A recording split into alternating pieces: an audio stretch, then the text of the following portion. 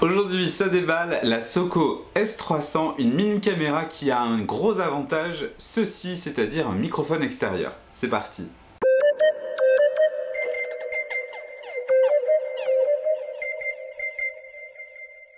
Hey, salut tout le monde, c'est Jérémy de Monsieur Jérémy. Comment ça va bien? Alors je m'excuse, il y a peut-être du bruit durant la vidéo, je suis désolé, c'est parce qu'aujourd'hui c'est la fête de la musique. Je vis sur une place qui est hyper bruyante et ça fait du bruit.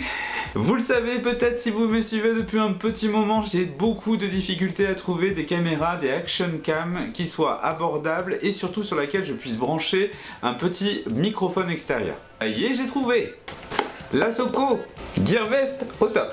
Cette caméra, qu'est-ce qu'elle a de particulier? Eh bien c'est une caméra 4K compacte qui coûte environ 140 € là à l'instant T sur Gearbest et je vous mets des liens. Du coup cette caméra elle est plutôt pas mal, elle est assez punchy et ce qu'il y a de bien surtout c'est qu'on peut la contrôler, on peut faire tout un tas de choses. Elle est en 4K avec un 30 fps, les fps c'est le nombre d'images par seconde, très correct. En gros si j'ai regardé à peu près correctement, si on se base à la référence qui est GoPro, eh ben on est quand même à 100 € de moins pour ce type de produit avec des performances similaires. Cette vidéo, elle ne sera pas extrêmement technique. Moi, ce que j'essaye de faire, c'est de montrer un petit peu comment fonctionne la caméra par rapport à mes besoins d'un mec lambda.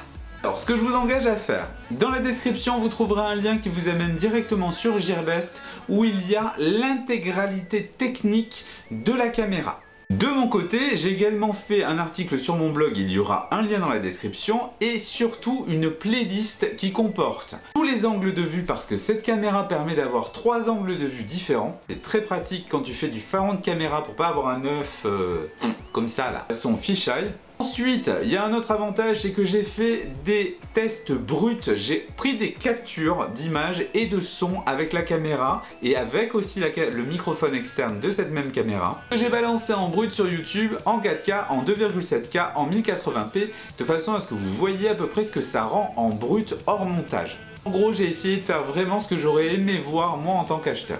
Allez, ce qu'on va faire, je vous swipe l'image et on va faire le unboxing. C'est parti. Allez, on est parti donc pour le déballage de la Soko S300. Donc cette caméra, elle est livrée dans une boîte qui est très simple. Ce qui est très intéressant, c'est que comme on peut le voir sur le site de Gearbest, on a tout un tas d'informations sur les fonctionnalités que vous pourrez retrouver sur le lien que je vous ai mis. J'ai commandé également le microphone et voilà comment on reçoit la caméra. Donc vous avez une petite boîte qui est vraiment rigide, qui est plutôt pas mal. Le petit mode d'emploi où justement il n'est pas fait mention de la notion de contrôle vocal, donc c'est peut-être un petit peu pour ça que c'est normal. Donc à l'intérieur vous avez effectivement votre caméra qui est opaque dans une matière de silicone qui est vraiment plutôt pas mal. Ici le petit pas de vis justement pour pouvoir la poser n'importe où sans l'adaptateur. Vous avez également une batterie qui est fournie, une seule batterie, ça c'est dommage. On verra pour la caméra plus tard comment elle fonctionne. En positif également pour la caméra, vous avez ceci qui est un cabochon qui vous permet de le mettre dessus pour éviter de tacher l'objectif, c'est plutôt pas mal. Vous avez donc un boîtier étanche qui est vraiment très discret avec également une patte si besoin. Une télécommande bracelet qui vous permet donc de déclencher à distance, on fera le pairing, je vais vous montrer comment ça marche plus tard. Une vitre supplémentaire pour la caméra. Une petite lingette. Beaucoup d'amorces. Également un mount justement pour le mettre sur un guidon. Vous avez également tout un tas de petits papiers pour vous expliquer comment fonctionne en chinois le pairing. Donc je vais vous montrer en français comment ça fonctionne. Et encore une fois des clés justement pour pouvoir aider les molettes. Alors, moi je trouve qu'elle est plutôt complète cette caméra et elle a l'essentiel. Le petit regret effectivement par rapport aux autres webcams, n'importe quoi. Le petit regret que j'ai par rapport aux autres action cam, c'est qu'effectivement celle-ci manque d'une batterie supplémentaire et ça lui fait un petit peu défaut parce que je trouve qu'elle se hyper vite. Ça c'est dommage. Le point positif de cette caméra, c'est qu'une fois branchée sur un PC, elle peut devenir webcam. L'autre point positif, c'est que tu peux la brancher directement et faire des prises de vue. L'inconvénient, c'est que tu ne peux pas brancher le micro puisqu'il va au même endroit. Faut faire un choix. Maintenant, je vais me rapprocher un petit peu pour vous montrer l'essentiel de cette caméra et son fonctionnement. Cette caméra, elle est relativement simple à utiliser parce qu'elle est tactile. En gros, ce qui se passe, c'est que si tu appuies ici, tu as un choix qui est vraiment très simple. Tu peux déjà aussi choisir la langue, il y a du français et ça c'est très bien. Ensuite, tu as tout ce qui est enregistrement en boucle, donc ça c'est bien quand tu fais de la voiture, tu peux inverser. En plus, l'autre point positif, c'est que tu peux choisir l'encodage, soit MP4, soit MP5 en fonction de la résolution. Ça c'est extrêmement pratique et faire tout un tas de mouvances en fonction de tes envies ou de tes qualifications.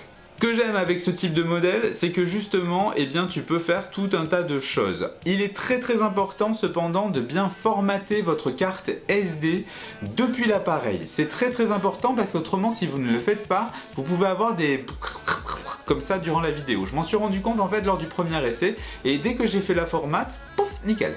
Le fonctionnement est très simple, tu as différentes résolutions et si tu veux passer éventuellement en appareil photo, ce que tu fais c'est que tu as juste à cliquer et tu as tout un tas d'options qui se présentent à toi. Concernant les résolutions, vous avez quand même un capteur qui va jusqu'à 16 mégapixels, ce qui n'est pas rien. Donc vous avez une bonne qualité d'image.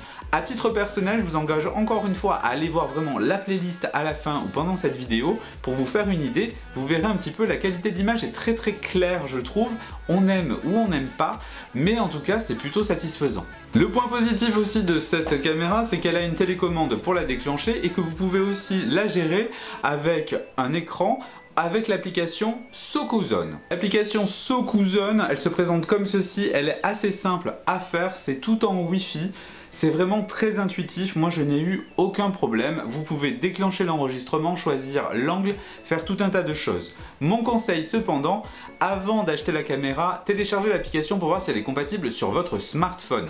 Bien, alors ce que j'ai fait, je viens de la mettre sur un stand et ce que je vais faire, je vais me prendre en vidéo justement pour voir ce que ça donne. Pour information, le câble qui pendouille là, c'est tout simplement pour l'avoir branché à ma batterie parce que je trouve vraiment qu'elle s'efface assez vite cette batterie justement de la Soko et donc vous allez voir à peu près le rendu et voir un petit peu ce que ça donne quand on se filme en 1080p, voilà. Alors, donc du coup, voilà le système, je suis à peu près à 20-30 cm de la caméra. Je suis à peu près à 20-30 cm de la caméra pour voir à peu près ce que ça donne au niveau de la capture de l'image et du son. Et je suis éclairé par des spots. Voilou. Donc du coup, ben voilà à peu près le rendu avec un fisheye, j'imagine, la qualité avec l'éclairage, la qualité de son. Qualité de son. Et maintenant faisons un essai avec le microphone justement devant pour voir ce que ça donne.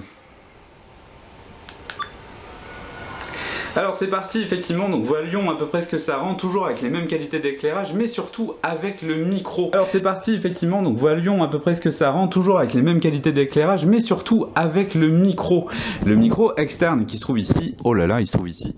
Donc voilà à peu près ce que ça rend comme rendu avec la captation sonore sur le manche. Ah oui, concernant le micro, j'ai un truc à vous dire. J'ai essayé de brancher un adaptateur type GoPro pour mettre un micro avec une jack. Ça n'a pas marché. J'ai essayé à 2 reprises avec 2 trucs différents, ça ne fonctionne pas.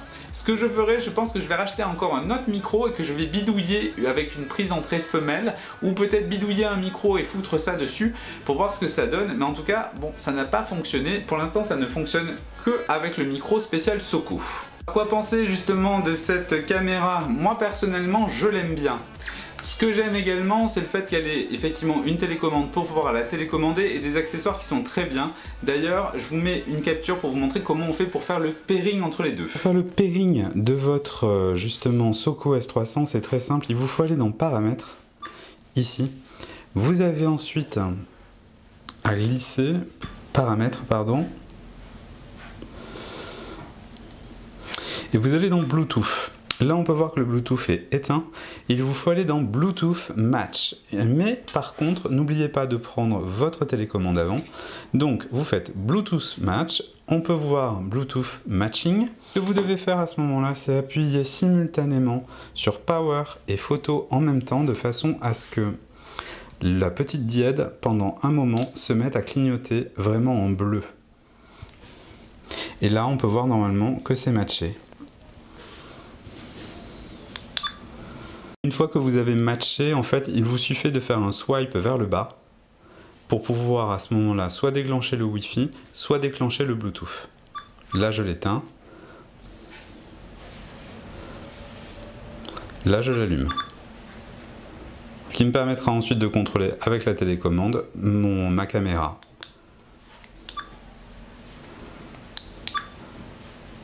Voilà. Verdict sur cette caméra. Moi personnellement, elle me convient parfaitement. Je trouve qu'on est sur un très bon compromis. Par contre, effectivement, si vous souhaitez l'acheter, je vous mets des liens d'ailleurs, parce que le meilleur prix évidemment était sur Gearbest à ce jour. Ensuite, je vous déconseille de l'acheter sans le microphone. Il ne coûte que quelques euros et ça va vous dépanner avec une force, vous n'avez pas idée. Ensuite, si vous en êtes satisfait, ne tardez pas à aller acheter la petite batterie qui peut aller avec, ou d'en prendre plusieurs. Le seul défaut de cette caméra, c'est que la batterie se vide, y compris quand vous ne l'utilisez pas. Ça c'est con. Sinon, globalement, peut-être une image un peu trop claire. Moi, préfère les images un petit peu plus aquatiques. Et en tout cas, plutôt très satisfait. Je vous dis à bientôt pour de nouvelles vidéos. N'hésitez pas à aller voir les liens pour voir un petit peu ce produit. Et puis, petit pouce, partage, commentaire. Si vous souhaitez que je fasse différemment les reviews pour les produits, n'hésitez pas à me le dire en commentaire. Et si vous avez des questions, n'hésitez pas également parce que je la garde. À bientôt, ciao!